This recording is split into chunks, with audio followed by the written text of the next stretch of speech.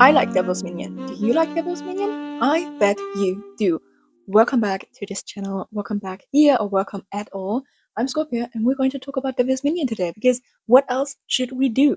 The season 3 of the Interview with the Vampire, or the season 1 of the Vampire Lestat, isn't over yet. At least not for me. It is for you when you're seeing this video. What we are going to do today is I will give you a little breakdown of Devil's Minion in the books, or in the book primarily, and then we'll talk about season 1 and 2, and eventually also about season 3. Be aware, this will be very messy, because I'm just here giving my opinion and talking about Devil's Minion. Always tell me your opinion, please, because I just live on conversations like that. And if I mention any interview or something like that, I will try to link it in the description. The entire love story of Daniel and Armand just lives in one chapter, essentially, in Queen of the Damned. It is the chapter called The Story of Daniel, the Devil's Minion, or the boy from the Interview with the Vampire. Because yes, Daniel is that boy, which is really interesting, because if you haven't read the books, Daniel is in the first book just called the boy. And I think this makes a lot of sense, because as far as I'm aware, the first book was supposed to be a short story, and then Rice wrote it longer, and Daniel is basically supposed to be the reader, so he is us getting told that story from Louis. Which is funny if you think about that, because it means if Daniel was supposed to be the reader, in my opinion, then the reader is basically together with Armand, which you can find good or bad. But it also means the reader was together with Marius, which I think is bad. Oh, let's get back. I keep getting distracted. I'm so sorry. Because after book 1, after the interview, Daniel goes searching for Lestat. He doesn't find him, but he does end up in New Orleans in Lestat's old townhouse, and Armand find him. And the Armand, it's just like as if they're like a lot of just multiply. I'm literally past heat wave. I just fried my brain up. Anyway, why Daniel was searching for Lestat and why he was in New Orleans, after all, was because he is kind of obsessed with vampires. Valid, I am too. And he just wants to be a vampire too, but Louis didn't want to turn him, which is very similar to the show, just that it is also different. Yeah. But Armand captures him and keeps him isolated for several days, because that is just what you do. And rather than killing Daniel in the end, Armand does something way more interesting. He instructs Daniel to run. And then Armand spends about 4 years chasing him around the whole globe, and Daniel just kind of accepts that in a very terrified and addictive days, because it's really scary. And the thing about Armand is he uses Daniel as this kind of guide for the 20th century about culture and technology and just what people do, and he asks him a lot of questions. Daniel just tries to answer them. And what starts at first, again, as a really terrifying thing, slowly becomes something strangely interesting for Daniel too. And after all that time, they do end up sharing blood, but Daniel doesn't get turned yet. What follows after the blood sharing is just their time together. They travel a lot, and then they end in Miami. Yes, they end in Miami. I'm sorry about my pronunciation. In the last video, I actually said a city from my own country wrong. So, I don't know what you're supposed to say to that. I don't. Really. Sorry. Daniel and Armand end up in Miami. And in Miami, they have their own private island, the Night Island. Now, how can you imagine the Night Island? Funny that you asked. I actually wrote a little thing about it. A little fanfiction, which I will never publish, but I will tell you this very line. Welcome to Night Island, Miami, where the sea is always warm, the lights never go out, and vampires walk openly among the crowds. Isn't it beautiful? Doesn't it glitter?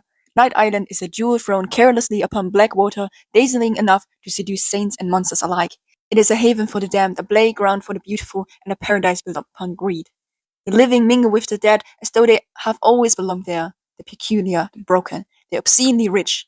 As long as they can pay, every wise imaginable has found a home here, polished until it gleams beneath the endless neon.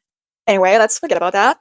Yeah, the Night Island is basically a private luxury resort and consumer paradise, and Daniel and Armand live there in a villa. There's still a huge problem in their relationship, because Daniel wants to be a vampire, and Armand has this feeling that every fledgling eventually hates their master. And it's kind of like if one partner wants to have a baby and the other partner doesn't. It's just something that is, I don't even think you can get over that.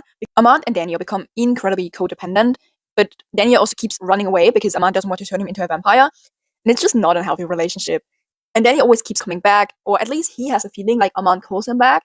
and they just fight a lot about it, and it's just really sad. By the end of the 80s, Daniel has essentially destroyed himself. Alcohol addiction, reckless behavior, and he is near death. And so Armand, against every instinct he has, gives Daniel the dark gift just before Lizard's legendary San Francisco rock concert. Think about what would be the most fucked up thing that could happen. Yeah, they separate. Daniel's transformation is just really a lot, and Daniel has a huge struggle with his mental health. He ends up in the care of Marius.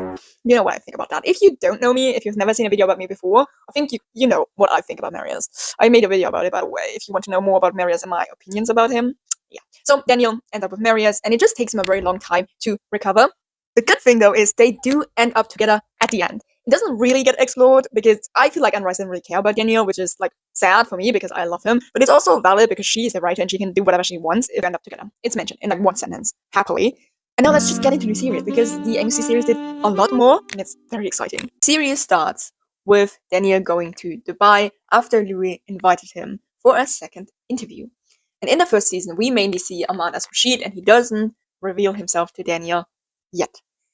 Looking back, I actually find it even more exciting because we already know Daniel's backstory with Armand, and I'm so curious what they will do what they will do in season 3. One especially interesting part of season 1 is in the details and in how Armand as Rashid is dressed. You often see that his neck is exposed and that he is dressed very revealing. And compared with Rashid, who later we see the real Rashid, he's so much more buttoned up, and I think that has a lot to do with the control and with the power that Armand has already at the beginning of the story. The first sign of tension between Daniel and Armand is right at the beginning, where Daniel talks about that, who has the final say in that book, and Armand is like, oh, we didn't agree that. Stop. I'm going to say a power word right here. A power word. It's 8 a.m. right now, so I am sorry, okay? No third parties. I write it, you get to see it before it goes to print, I get the final edit. That is not the agreement you signed. After the first scene, we see the scene with Mary's painting, and it will be really interesting to hear your theories about it, whether Armand hung it up himself, and whether that is a way of showing that he's still very connected to his maker despite everything that happened, which would be really book accurate, to be honest, or if it's more about Louis trying to piss him off somehow, which would also be kind of funny. I'm sorry, I love Armand so much and I hate Marius so much, but I think the relationship between Armand and Louis is just so unhealthy and so strange and so sad. The image of Louis trying to piss him off by having paintings from Armand's maker in the show just really reminds me of the fight scene in season 2. I love Louis too. I think he's an amazing character and very fascinating, but yeah, I would totally believe that. Anyway, the next scene with Armand as Rashid and with Daniel is the Odyssey of Recollection scene, where Armand is just simply sent away. They were like, no, go away, we don't need you here. The Odyssey of Recollection. You're lingering, Rashid. You're meant to be a servant right now, Rashid. And the next conversation Daniel has with Armand is when Daniel's outside on the phone and Armand comes to show him the diaries of Claudia. And after that, we lead into one of my favorite scenes, which is Armand praying. And Daniel begins to become very skeptical about him, which he was probably from the beginning already. But I think that is like a really important turning point because Armand gets some of his information wrong. Namosi. Hazar Namosi. What is that? That's not Arabic. What is it? Kazakh? Somewhere in the Crimea? You're not from Dubai. I thought you were a native. Dubai is a child, Mr. Malloy. No one's a native. You know, in my headcanon, he does it wrong because he's so mesmerized by Daniel that he can't concentrate really on his own life. That I also think is really interesting to think about if Armand is actually religious in the series or if it was just a part of him performing what he thinks this whole situation should be like. I think it was a performance just because we haven't really seen anything of Armand being religious in the series yet, but he was a really religious character in the books. Then comes the blood sucking or the makeout scene where Louis drinks from Rashid. And what am I supposed to say to that? It is making out, essentially. Because in the books, they don't really sleep with each other.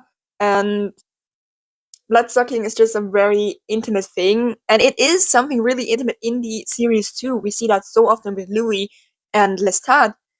Doing that in front of Daniel is just so funny. I'm remaking this part of the video right now after filming my opinion on the Devil's Minion in episode 4 and 5, and I just can't help but notice that if Louis, or we know Louis knew about Daniel and Armand from the past, not just in the 70s, but later on, and that fact just makes this scene, this making out scene, even more, I don't know, funny and bad and interesting and just so, I don't know why.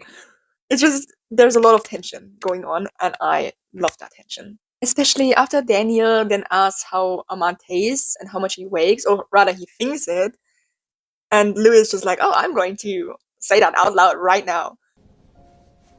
What's he taste like? I didn't ask that. You were thinking it. Stay out of my head. Honey and pineapple. Would you like to sample? I'll wait till Dammit comes around again. I'm a savory man most days. And I wouldn't let you near my neck if you 62.5 kilograms. What? 138 pounds for the metrically challenged. Daniel here was wondering how much you weigh, Rashid, so I told Stay out of my head. Sleep. In season 1, episode 5, you then see again how much power Armand has, because Louis and Daniel have this confrontation, and Armand is in the end the one who can bring Louis down. Scorpio from the cut right now. In this part of the video, I'm talking a lot about how Armand has a lot of power over Louis, but it's very important to remember that Louis isn't powerless at all. In fact, he does have a lot of power over Armand too, just based on Louis' backstory and his former position as a pimp, but also based on, Armand's backstory. I reckon they are constantly playing mind games with each other, which we can see in season 1, 2, and 3, and that just makes them an even worse and toxic couple. So that's really important. I think we can see both. We can see Armand having power over Louis, and Louis also playing Armand in a lot of ways. And there is this scene where Louis says he would turn Daniel after that. I'd give it to you now.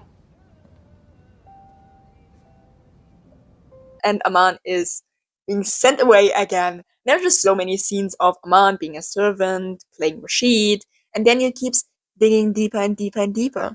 And I should also mention, I love it every time we see Armand with some kind of technical device, because he just loves that stuff. He loves it. He absolutely fucking loves it. We can pick it up again tomorrow. Take it as it comes. That okay with you? Would you like to join us? No. You go ahead, have your fun.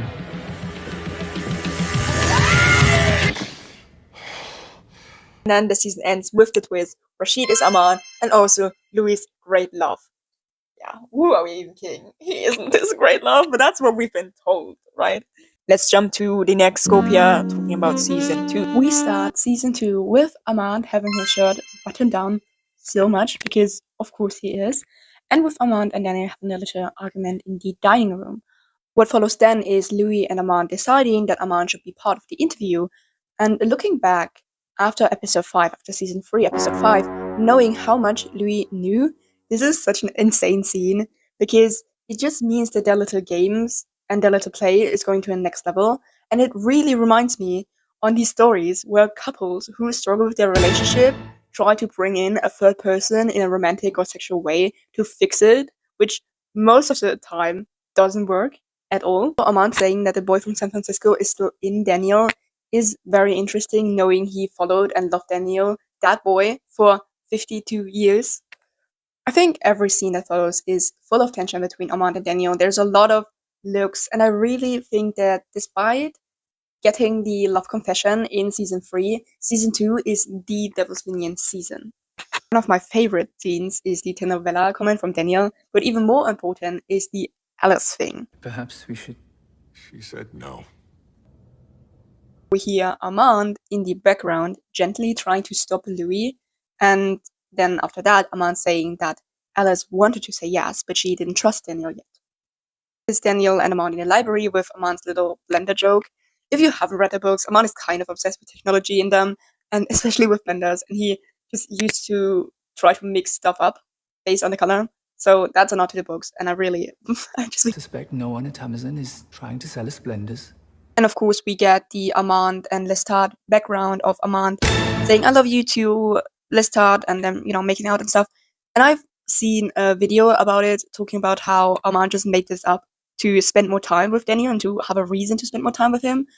I think Armand lying about his relationship with Lestat is also, again, about him trying to take control over the story and to take control over Daniel and how he sees Armand. In episode 5, we have just this look of Daniel checking Armand out and trying to get into his head, although he is a human. After that, we get the legendary San Francisco scene. Kudos to all of the actors in that scene because it's amazing. I was blown away. And I still think this is one of the best episodes in the whole show. It was amazing and horrifying to watch. But not just the flashback scenes, but also how Armand repeated something Louis said about Daniel being partial to Louis, which just shows how much power Armand had over Louis. Interestingly, in that scene, Armand becomes way more button up again, which I think is just a great reflection of how safe he felt in his power at that point. I preserve your happiness even when you don't or can't. I had a hunch. Then episode 6 comes, and Armand just becomes more and more skeptical, trying to figure things out, especially with Daniel, and asking him questions. Where had he been? What had he done? And I love that scene about Daniel liking Armand's drink more than the one Rashid made him. So by the scene about Armand never making a vampire, how he never made a vampire. I think that's the right way to say it. What? I have never made a vampire. You are a 500-year-old vampire. He realized that Armand had never made a vampire. There's also the scene about Armand saying, why do I owe you my greatest shame or my shame at all? And I think it's, again, such an emotional and amazing scene, and the acting is amazing. And how Daniel says that he doesn't forgive Armand at all, which is, valid. I wouldn't forgive that guy either. But I also like the way that Armand said, the drugs did way more damage than I did to you, than the 5 nights in Francisco did to you. And then you corrects him and says, no, it was 6 nights. And I think it's also in that sentence, Armand gives him a compliment. He calls him like a sharp mind or something like that. And there's like this leaking of affection in Assad's acting towards Daniel, sharper and sharper every time. And in episode 8, everything comes to light. And at the end of season 2, we see Daniel is already a vampire. Then in season 3, we see not really much about Daniel and Armand, which makes sense because it's Lestat telling that story. And why would he focus on Armand and Daniel? But we do see this conversation, which we don't really know if it happened that way, just Lestat telling it in that way, of Louis and Daniel talking. And I saw some people asking, how would Lestat even know, like, what topics they could have talked about? And in my opinion, there are like 2 theories. One is, maybe he all made it up, and he was just like, yeah, maybe that, I don't know, I don't care, whatever. Or, and I think that's a little bit more reasonable, we know that the way Lestat tells this story is based on the records we hear. So it's him from the future telling us that story. And in my mind, Louis told him about that conversation, or he told him parts of it, and Lestat just put it together in some way. So, and what Lestat tells us that happens is just that Daniel tells Louis how he just feels Armand everywhere. Again, great nod to the books. Although I think the reason why Daniel feels Armand everywhere is different, because Armand says he has that too in the episode 4.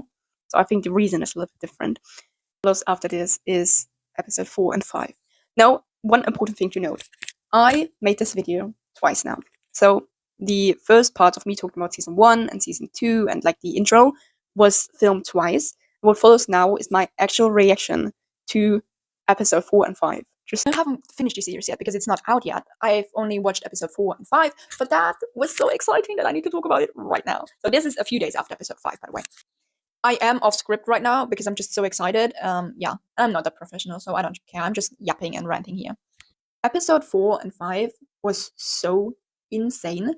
And just that you realize how insane it was, here's a little bit of my reaction to episode 4.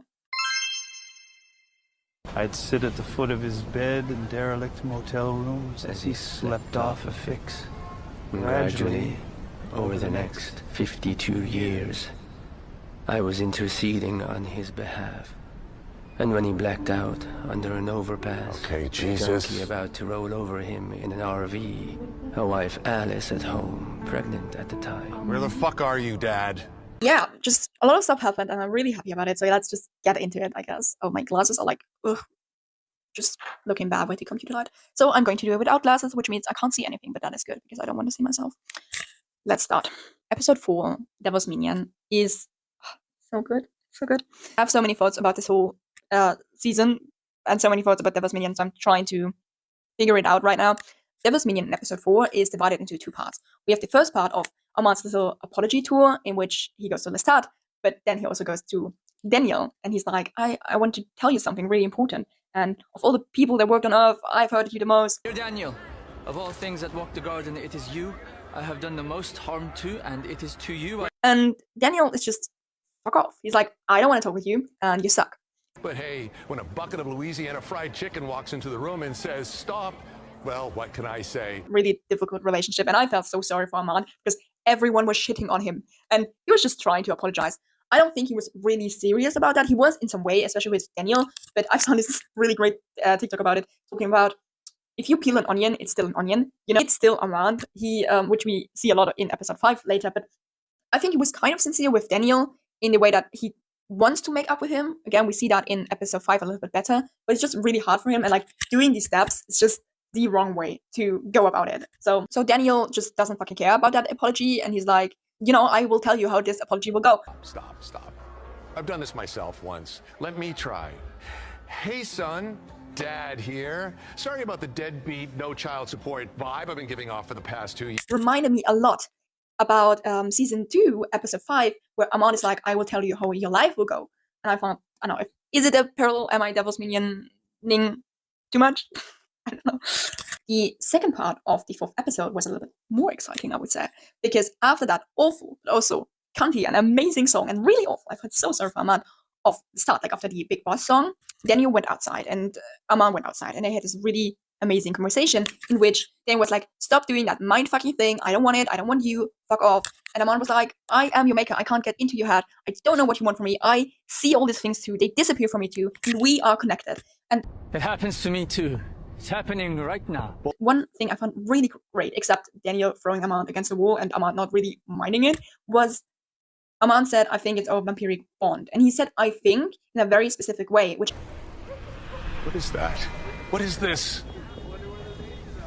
Our vampire bond, I think. I loved, because he is 500 years old and he doesn't really know it. That's like a new experience for him. Also, another Devil Minions thing that we got was a little bit more about Daniel's turning, which was really exciting. And I think that was in episode 4. I hope it was. It was on a private plane, which just... so many questions. I have so many questions. How and why? And was Armand lurking inside that plane? And was it Armand's plane? And it's just such an amazing nod to the Queen of the Damned books and to Devil's Minion in the book. I actually need to put my glasses on because I can't see anything and I'm getting a headache. Anyway, and we really learn in episode 5 that Daniel wants to finish the job of the documentary. So he's asking people about Lestat's death and what they think about it and all that stuff. And I think that was also a really great nod to the books. Because as far as I remember, Armand was really obsessed with technology, right? And one time he really wanted to make a movie or a film, so he just went with Daniel and yeah, just watched him interviewing a bunch of people with like a camera. I don't know if that was intentional too, but I think it was a great nod because Daniel is interviewing people about Lestat's death, and then Armand possesses the mind of this guy, and he's like, yeah, I've had this one vampire one time, and I had like one teeth in him, and I was interrupted. Gradually, over the next 52 years, I was interceding on his behalf. You know, Daniel just keeps calling him Dad. Because that's so fucked up. Where the fuck are you, Dad? You know, it's his lover, kind of, not yet. It's his maker, it's his daddy, and it's just so funny. Because that's just a very special thing between them. You know, Louis, I don't think Louis calls Lestat his daddy. Maybe he does in fanfiction. It's amazing, yeah. So after that confrontation, we get the next scene, and the thing that is set in there is that Armand watched Daniel for 52 years. Yeah. Armand watched him, and then he went home to Louis, and he was like telling him all that stuff, which is just, what the fuck? Yeah, what a weird, free kind of way thing. But I also don't believe that Armand told him everything. I don't believe that. I just can't imagine it. And there was also this other scene in these examples of Armand saying that Daniel had this thing with this one boy. Massachusetts. 4 students attend, 3 are there for extra credit, 1 is there for you to use. Which you do. Aggressively, in your rental car, in the garage of your Northampton hotel. I can just see all of this fan fiction about Armand being that boy. I don't think that was intentional. I think it was more a way of showing and talking a little bit more about Daniel's sexuality. But I think it's just a really funny headcanon. Yeah, so anyway, I don't think Armand told Louis everything, but I can imagine he told him quite a lot. And what follows after that is this really amazing thing of Armand saying, yeah, in August, I didn't want to say I love you. I didn't want to say love, but I just had to. 2025, I don't plan to say love until I make profound amends for the harm I've caused you. Which just reminds me of this interview of Assad saying that Armand was kind of shocked in episode 4 by Daniel confronting him like that and saying, oh, everything was a lie. And Armand was like, no, it wasn't a lie, it was love. So yeah, that's a really great play of episode 4 and episode 5. And the whole end of that conversation is just awesome about Armand saying, I want to be your maker. And then him telling Daniel everything about Gabriella and Lestat. And Daniel just being like, what the fuck is wrong with these vampires? And he's just like setting his priorities. Yeah, you know what I mean. And he's just like, I can walk in the sun. I want to walk in the sun. Okay, let's do that. I also talked with someone about that, and they mentioned kind of like a body thief theory about Daniel becoming human again in some way. And that this whole conversation about walking into the sun is Armand working with the Telemasca to make Daniel human again, you know, in this kind of body thief way. And I don't think that is what's happening right now. I think it's more of a way of Armand stepping up to Daniel. As he said, he wants to be Daniel's maker. He wants to teach him. He wants to help him. And I think that is like the start of them working together and just figuring stuff out, you know. Theory, which is just a theory, and it's just based off this one edit I've seen on TikTok, you know. She's right, you do look tired. You should probably get some rest. Relaxing the possibility. Rest. Of course, Lestat didn't understand this himself. Lestat understood nothing. Curious. Just formed this theory in my head, and many people probably have too, that one thing that Daniel finds so fascinating about Daniel is that he resisted. So if saying rest is some sort of power move from Armand to get people to, you know, die, and Daniel resisted that, then it's something really powerful of Daniel. And it's just a theory. I just like the point of Armand and Daniel being connected in some unexplainable, but also just really lovable and desperate and sad and tragic and damned and wonderful kind of way. I'll see you again later after I finished watching the whole series, and I will probably cry. Oh, another thing. This gets so messy. We know from, I think from Assad too, he mentioned in an interview, he mentioned that at the end, there's this moment where Armand is finally being understood, because Assad was like, oh yeah, Armand just kind of like gave up, and he doesn't think that anyone will ever understand him, which is why that whole apology tour was way more about Armand himself than, you know, Lestat, for example. Yeah, but then Assad said at the end, there's this moment where he's finally being understood, and I hope that moment is with Daniel. I feel like it needs to be, right? It needs to be like they get closer to each other and they have this moment of understanding each other. I just hope it's so much. I just finished episode 5 and I'm sitting in the sun trying to calm down. I had like a proper meltdown, I think. Here's just some of my reaction about it.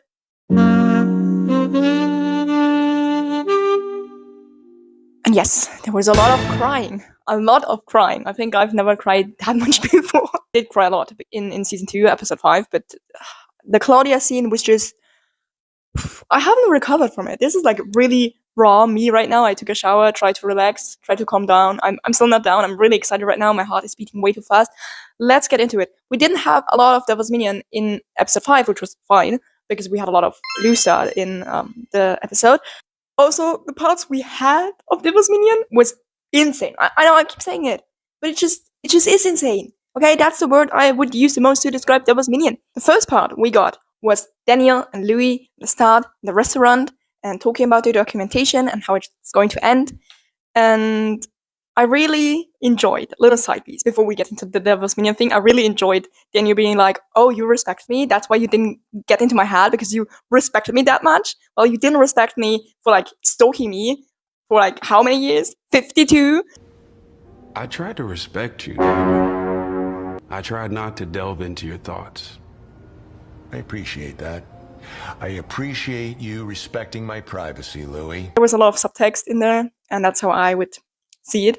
And I thought this was so funny that Lou was like, yeah, I was respecting you. Anyway, this is for another video. We are talking about Devil's Minion right now. So from that scene is just Daniel saying that he has a tan because he's walking in the sun. And also he is seeing someone. And he mentioned the word love. I'm seeing someone. What? The fog of love. Daniel interviewing Armand. And might I just add that Armand looks so awkward in that scene. He's like lurking around at the side, spilling the facts about Gabriella, ruining Lestat and Louis' life, or kind of like their relationship. Louis and Lestat try to get on again. Daniel comes and just, I don't know, throws a stone, I guess. I said it before and I will say it again. I support Devil's Minions' rights and I support Devil Minions' wrongs. Which gets me to the next scene of, Armand and Daniel, Louis and Lestat. Insane. I loved it. I loved Armand being his little gremlin and Daniel being kind of like this supportive husband, just going along with it. But I also feel like it was for Daniel. Maybe some sort of revenge, because, you know, Louis lied to him too. And Louis can't offer the same that Armand can. Louis can show him how to walk into the sun, in the sun, in the sun. I think Louis could show Daniel how to walk into the sun, but not her. Notice how I shouldn't make this part of the video right now. I think I'm going insane, to be honest. I'm going insane right now. I'm going to lie down again. Honestly, I have no idea what I will be doing when this season ends. I hope they will announce season 4 soon. But even then, I would have to wait so long. Like, we would have to wait so long for season 4. Devil's Minion, episode 7. I can't really show a clip even, because it was just one line, which was a great line, yes. But it was also just one line. Devil's Minion, episode 7. Armand called Daniel his companion. And the moment about the Armand being finally on a set was not with Daniel. I'm still processing everything from the final. What I want to do now at the end is go a little bit into things that I think will happen with Devil's Minion, or that I wish them to happen. I hope in season 4 we will see the turning of Daniel. I hope it. I think they said that they will definitely add it if it's in, if we get season 4. Sorry, I can't remember what interview it was, but I think there was an interview about Eric and Asa talking about how they imagine the turning to be very violent. And I want them to kiss. I think Daniel is maybe not ready yet for that, but I want them to kiss. That could be really cool would be seeing Daniel's daughters. Also how they could talk with Armand, or kind of like, I don't know, react to him. And I want more about the whole editing. Also, when Armand said his little love confession, he didn't say anything about his 70s or 80s. He started at the 90s, and I think there is more to pick up here. Maybe we get some Night Island stuff. Maybe. Because I want that. I desperately want that. I think what would really cool would be the Great Conversion happens. Akasha wakes up, and we see how Armand and Daniel try to flee. And where would they go? To their safe haven, to the Night Island. That would be really cool. And then we get some more flashbacks of them being at the Night Island before. I don't think they're going to do that. But I think that would be so cool. What's your opinion about Devil's Minion? What's your opinion about Devil's Minion this season? What's your opinion about Devil's Minion at all? Please write it down in the comments. I hope you liked this video, and if you did, please tell me, because I am a validation vampire, if anything else. And yes, I wear teeth right now because they're just fucking cool, okay? Have a nice day, nice evening, nice night, whatever. Goodbye.